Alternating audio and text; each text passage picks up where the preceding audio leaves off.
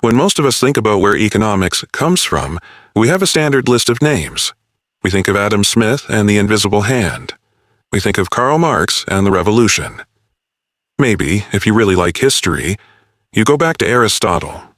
But there is a massive gap in that timeline. A huge piece of history that Western education usually skips over.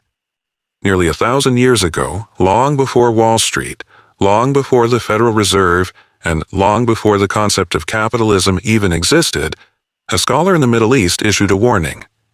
He warned that when money loses its moral compass, society doesn't just get poorer, it rots from the inside out. And honestly, when you look at the economy we're living in right now, it feels like he understood our world better than we do. Welcome back. Today we're doing something different. We aren't looking at charts or stock tips. We are going back to the 11th century to meet a man named Al-Ghazali, and to understand why his warning is still echoing through every financial crisis we face today. To really get this, you have to shake off the image of the Dark Ages. While Europe was struggling through a pretty bleak period around the year 1100, the Islamic world was in the middle of a massive economic boom. The Golden Age. I want you to imagine cities like Baghdad or Damascus at that time. These weren't dusty outposts, they were global powerhouses. They were crowded, sophisticated, and incredibly wealthy. The Silk Roads were pumping spices, textiles, and silver through the markets. Trade was exploding. And just like today, that explosion of wealth was doing strange things to society. Inequality was rising. People were becoming obsessed with status. The markets were busy, but the soul of the culture felt like it was drifting away. Enter Al-Ghazali. He wasn't a banker. He wasn't a merchant. He was a philosopher and a theologian. By his mid-30s, he was one of the most famous professors in the world. He had it all: prestige, money, influence. But he looked around at this booming economy, and he realized something was wrong. He saw a civilization that was getting rich faster than it was getting wise. So he did something unexpected. He started analyzing money. Not just how to count it, but what it actually does to us. This is what blows my mind. Centuries before modern economists started drawing supply and demand curves, Al-Ghazali was analyzing the psychology of money. His first big idea was about the nature of currency itself. He said money is like a mirror. Think about that for a second. A mirror has no color of its own. It only reflects what you put in front of it. Al-Ghazali said money is the same. A gold coin isn't wealth. It's just a tool to help us trade the things that are wealth: bread, houses, clothes, labor. He argued that as soon as you start treating money as the goal, rather than the tool, you break the system. This led him to a concept that feels incredibly relevant to us right now: the problem of hoarding. Al-Ghazali was harsh on people who took money out of circulation. He didn't care if you were rich, he cared if your money was moving.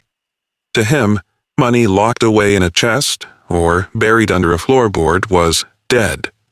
He used this amazing analogy. He said money is like the blood of a society. When it flows, it carries nutrients. It creates jobs, it buys food, it builds things.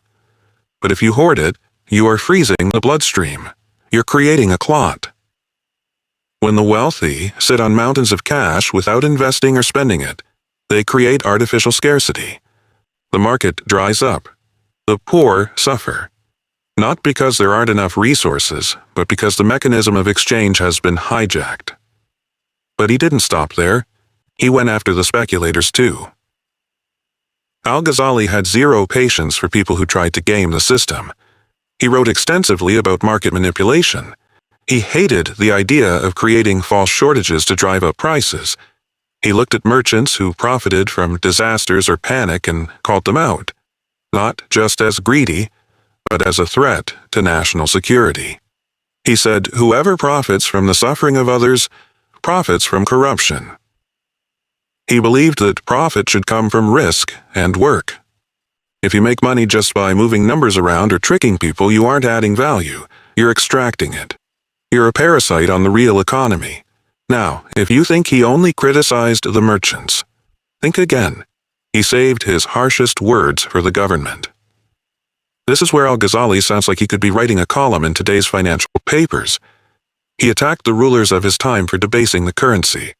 Back then, kings would clip coins or mix in cheaper metals to make their gold stretch further. It was basically the medieval version of printing too much money. Al-Ghazali called this theft, plain and simple.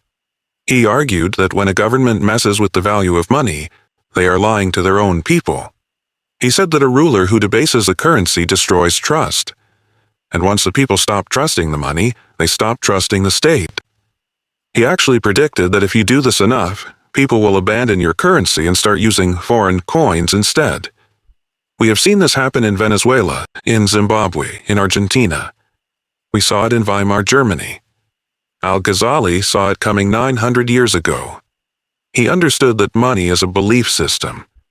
If the government breaks that belief, the game is over. So why does this matter to us?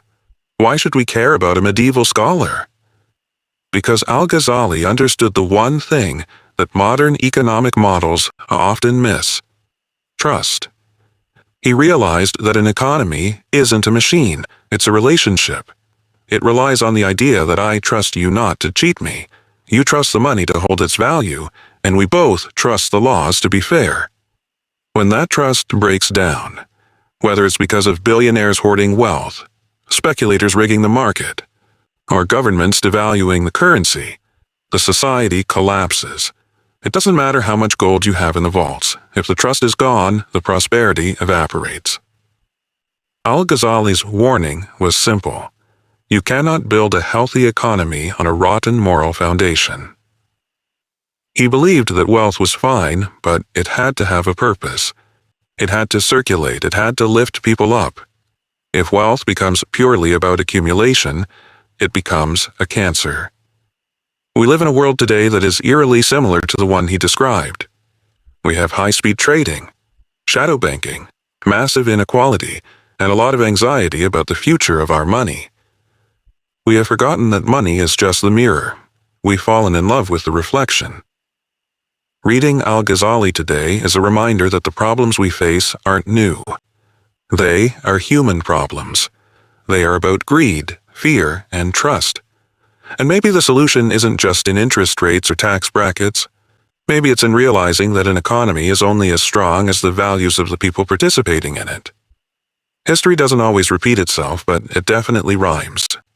And if we don't listen to the warnings from the past, we're usually doomed to make the same mistakes. If you found this perspective interesting, if you want to dig deeper into the history that usually gets left out of the textbooks, do me a favor and hit that subscribe button. There's a lot more to uncover, and I'd love to have you along for the ride. Thanks for watching, and I'll see you in the next one.